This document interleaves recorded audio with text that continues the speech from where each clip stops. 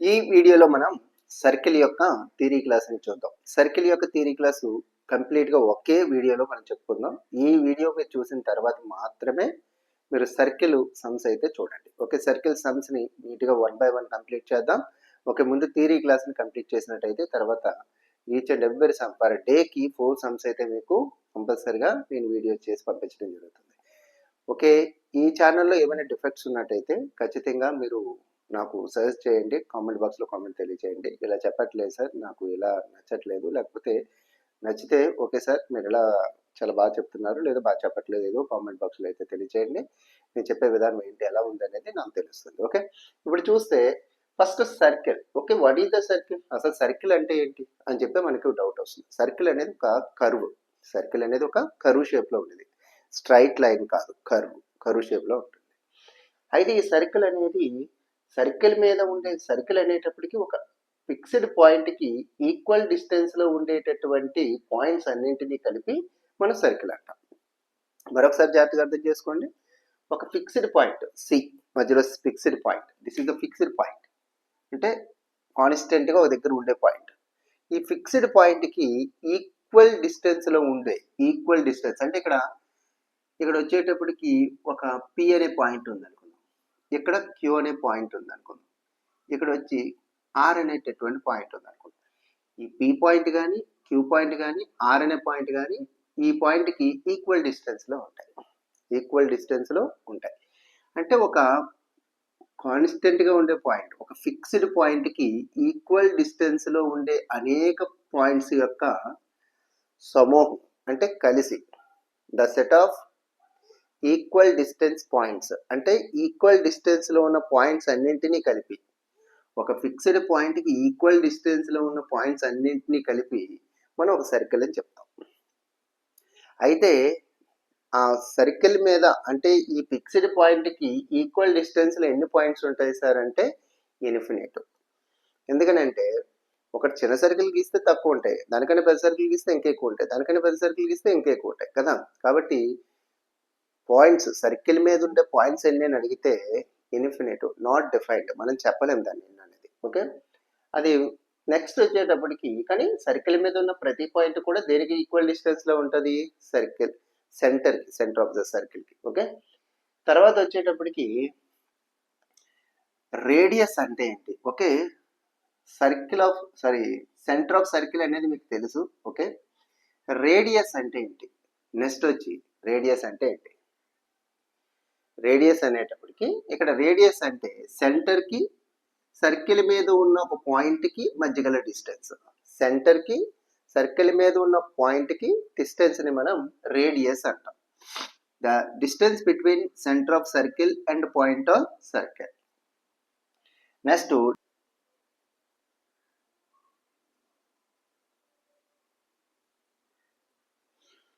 ఈ డయామీటర్ అనేది, అసలు what is the diameter? Diameter అంటే ఏంటి చూసినట్టయితే, డయామీటర్ అంటే సర్కిల్ మీద ఉన్న రెండు పాయింట్స్ని నెక్స్ట్ సెంటర్ గుండా కూడా పోతుంది, 3 పాయింట్ల గుండా పోతుంది ఇది. ఓకే, 3 పాయింట్ల గుండా పోయేటటువంటి లైన్ ఇది. అంటే మీకు అది అర్థం అవ్వాలి అంటే ఫస్ట్ కార్డ్ గురించి చెప్పాలి. ఒకసారి చూడండి, డయామీటర్ అర్థం అవ్వాలంటే కార్డ్ అంటే ఏంటో చూద్దాం. కార్డ్ అంటే ఏంటంటే సర్కిల్ మీద ఉన్న రెండు పాయింట్లను జాయిన్ చేసేటటువంటి లైన్ని కార్డ్ అంటారు, కార్డ్ ఆఫ్ ద సర్కిల్ అంటారు. అంటే సర్కిల్ మీద ఉన్న రెండు పాయింట్లు జాయిన్ చేసే దాన్ని ఏమంటామంటే కార్డ్ ఆఫ్ ద సర్కిల్ అంటాం. ఇలాంటి కార్డ్స్ ఎన్ని డ్రా చేయొచ్చు అంటే ఇన్ఫినిటివ్, ఎందుకంటే సర్కిల్ మీద ఎన్ని పాయింట్స్ ఉంటాయి? ఇన్ఫినిటివ్ పాయింట్స్ ఉంటాయి. మరి అంటే కార్డ్స్ ఎన్ని డ్రా చేయొచ్చు? ఇన్ఫినిటివ్ డ్రా చేయొచ్చు. కార్డ్స్ అన్నింటిలో ఇలా ఎన్నైనా గీయచ్చు, ఇక్కడ ఉన్న పాయింట్ని ఇక్కడ ఉన్న పాయింట్ని కలపచ్చు, ఇక్కడ ఉన్న పాయింట్ని ఇక్కడ ఉన్న పాయింట్ని కలపచ్చు, ఇక్కడ ఉన్నది ఇక్కడ ఉన్న కలపచ్చు. ఇలా కార్డ్స్ అన్నింటిలో బిగ్గెస్ట్ కార్డ్ ఏదైతే ఉంటుందో దాన్ని డయామీటర్ అంటారు. అన్నింటికంటే పెద్ద కార్డ్ ఇదే. దాని తర్వాత మళ్ళీ చిన్న తగ్గిపోతూ ఉంటాయి, ఇలా మీదకెళ్ళినా తగ్గిపోతూ ఉంటాయి. ఏదైతే పెద్ద కార్డ్ ఉంటుందో biggest card is called diameter. అయితే డయామీటర్లో మనం గమనించినట్టయితే ఇక్కడ నుంచి ఇక్కడికి ఏం చెప్పాం? రేడియస్. సెంటర్ నుంచి సర్కిల్ మీద ఉన్న పాయింట్కి ఏం చెప్పాము? రేడియస్. సెంటర్ నుంచి సర్కిల్ మీద ఉన్న పాయింట్ కాబట్టి రేడియస్. కానీ ఇక్కడ నుంచి ఇక్కడికి ఏం చెప్పాం? డయామీటర్ అని చెప్పాం. అందుకే diameter equals to R plus R, అంటే 2r. అంటే డయామీటర్ అనేది 2rకి ఈక్వల్. లేదా ఇంకోలా చెప్పొచ్చు, ఈ 2 యువతలకు తీసుకొచ్చాం అనుకో బై 2 చేస్తాం, బై 2 అవుతుంది. రేడియస్ అంటే డయామీటర్లో సగం, రేడియస్ అంటే డయామీటర్లో సగం. ఓకే, అర్థమైంది. నెక్స్ట్ వచ్చేటప్పటికి చూస్తే ఇక్కడ నెక్స్ట్ టాంజెంట్. అసలు టాంజెంట్ అంటే ఏంటి సార్? టాంజెంట్ అనేటప్పటికి సర్కిల్ మీద ఉన్న ఒకే ఒక పాయింట్ గుండా పోయేటటువంటి లైన్ ని మనం టాంజెంట్ అంటాం. Okay, which line is passing through the one point on a circle, that line is called tangent. Circle మీద ఉన్న ఒకే ఒక పాయింట్ గుండా పోయేటటువంటి లైన్ ని మనం టాంజెంట్ అంటాం. అయితే ఎక్కడైతే ఏ పాయింట్ దగ్గర ఏ పాయింట్ గుండా అయితే పోతుందో ఆ పాయింట్కి ఒక పేరు ఉంది. అంటే సర్కిల్ మీద ఉన్న ఒక పాయింట్ గుండా పోయే లైన్ అన్నాం కాబట్టి, ఇంకా ఈ లైన్ సర్కిల్ మీద ఒక పాయింట్ గుండానే పోతుంది అనుకుందాం. సపోజ్ ఆ పాయింట్కి ఒక నేమ్ ఇచ్చారు, వచ్చి point on contact. Sorry, point on contact అంటారు దాన్ని, point on contact. Point on contact అని పేరు ఉంది దానికి, అది క్లియర్ గుర్తుపెట్టుకోండి. అంటే ఇప్పుడు సపోజ్ ఇక్కడ point on contact and centre of circle ఈ రెండింటికి మధ్యలో కలిపితే దాని రేడియసే కదా అంటారు. ఎస్, ఇక్కడ జాగ్రత్తగా గమనించండి, టాంజెంట్ కి రేడియస్ కి మధ్యలో యాంగిల్ ఎప్పుడు ఎంత ఉంటుందంటే 90 డిగ్రీస్ ఉంటుంది. ఎక్కడ? పాయింట్ ఆఫ్ కాంటాక్ట్ దగ్గర. పాయింట్ ఆఫ్ కాంటాక్ట్ కి సెంటర్ ఆఫ్ సర్కిల్ రెండింటిని జాయిన్ చేస్తే ఎప్పుడు కూడా టాంజెంట్ కి నెక్స్ట్ రేడియస్ కి మధ్యలో యాంగిల్ 90 డిగ్రీస్ ఉంటుంది. ఇది చాలా ఇంపార్టెంట్, ఎందుకంటే మనం సమ్ చెప్పుకునేటప్పుడు. నెక్స్ట్ ఇదే అర్థమైంది మీకు. అంటే టాంజెంట్ అంటే తెలిసింది, పాయింట్ ఆఫ్ కాంటాక్ట్ అంటే తెలిసింది. నెక్స్ట్ సీకెంట్ అంటే ఏంటి?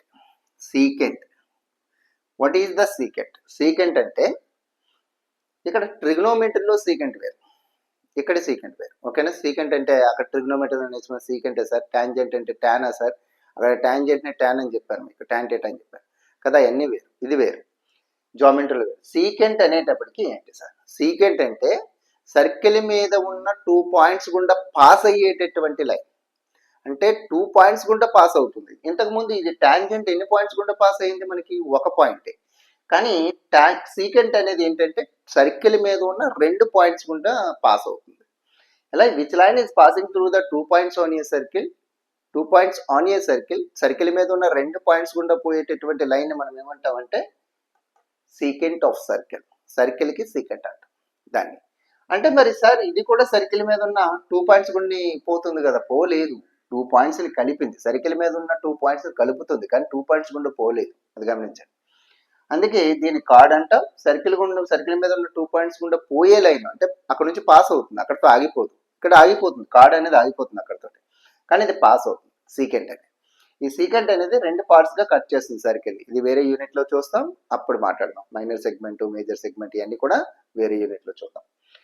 తర్వాత మనం టాంజెంట్ కూడా చెప్పుకున్నాం కదా.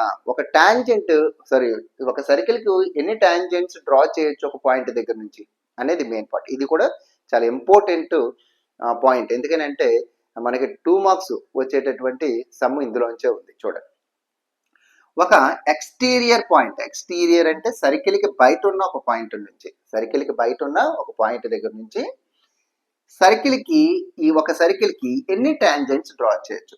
ఒక పాయింట్ నుంచి సర్కిల్ కి ఎన్ని టాంజెంట్స్ డ్రా చేయొచ్చు? మనం 2 టాంజెంట్స్ డ్రా చేయొచ్చు. చూడండి, ఒకటి ఏపీ అయితే రెండోది బీపీ. అయితే టాంజెంట్ లెంత్ ఎక్కడి వరకు సార్ అంటే, కొంతమంది పిల్లలకి అర్థం కాని విషయం, టాంజెంట్ అంటే ఎక్కడి నుంచి ఎక్కడికేమో లెంత్ అనుకుంటాం, కాదు. ఈ సర్కిల్ కి ఎక్కడైతే సర్కిల్ మీద ఏ పాయింట్ గుండా పోతుందో ఆ పాయింట్ ఏమంటారని చెప్పాను? Point of contact. Point of contact కి బయట ఎక్స్టీరియర్ పాయింట్ కి మధ్య డిస్టెన్స్ నే మనం ఏమంటాము అంటే లెంత్ ఆఫ్ టాంజెంట్ అంటాం. అంటే ఇక్కడ వరకు మాత్రమే టాంజెంట్ యొక్క లెంత్ తీసుకోవాలి, ఇక్కడ నుంచి ఏ నుంచి పీకి, అదే బి నుంచి పీకి.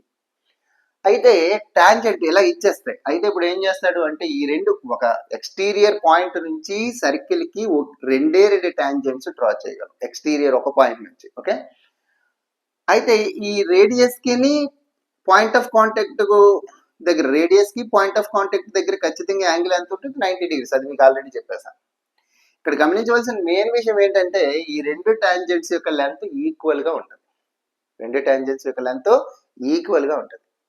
అంటే ఇప్పుడు సపోజ్ ఇది 5 సెంటీమీటర్స్ అయితే ఇది కూడా 5 సెంటీమీటర్స్. అంటే ఎక్స్టీరియర్ పాయింట్ నుంచి మనం 2 టాంజెంట్స్ డ్రా చేయొచ్చు. ఈ 2 టాంజెంట్స్ యొక్క లెంత్ ఎలా ఉంటుందంటే ఈక్వల్గా ఉంటుంది. ఓకే, మీకు అర్థమైంది అనుకుంటాను. కంప్లీట్గా ఇది తెలిస్తే చాలు మన సర్కిల్ యూనిట్ని చక్కగా క్లియర్గా చెప్పేసుకోవచ్చు వచ్చి. ఓకేనా, మీకు నచ్చితే ఒక లైక్ ఇవ్వండి, నచ్చకపోతే డిస్లైక్ చేయండి. కామెంట్ బాక్స్లో కామెంట్ అయితే రాయడం మర్చిపోవద్దు. Thank you for watching.